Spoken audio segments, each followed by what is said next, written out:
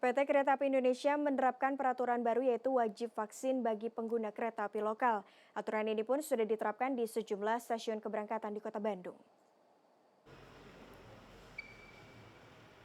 Sejak 14 September 2021, pengguna kereta api lokal di Kota Bandung wajib menunjukkan bukti vaksinasi minimal dosis pertama sebagai syarat utama melakukan perjalanan menggunakan kereta api.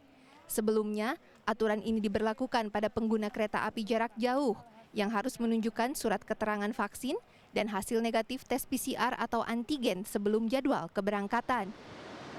Jadi saat ini memang untuk penumpang kereta lokal ataupun kereta jarak dekat di Kota Bandung ini harus sudah memasukkan NIK mereka begitu ketika mereka memesan ataupun membeli tiket. Nantinya petugas akan memverifikasi sebelum para penumpang itu naik ke kereta api apakah mereka betul-betul sudah divaksin atau tidak. Saat ini PT KAI telah mengintegrasikan sistem boarding dengan aplikasi Peduli Lindungi sehingga data vaksinasi akan langsung muncul pada sistem. Namun jika data tidak muncul, calon penumpang masih diperbolehkan untuk menunjukkan bukti vaksin secara manual. Petugas akan memeriksa bukti vaksinasi tersebut sebelum calon penumpang diizinkan memasuki peron.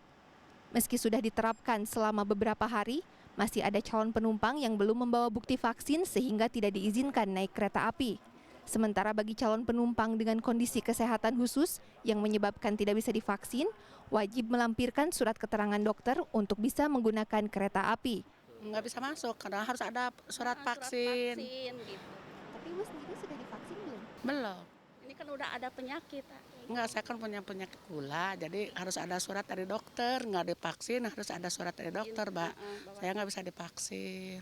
Enggak, soalnya kan ada surat keterangan dari dokter mengizinkan bahwa kalau terkecuali emang kalau belum ada izin dari dokter ya emang nggak bisa masuk. Teman juga nggak bisa masuk anaknya soalnya nggak ada izin dari dokter.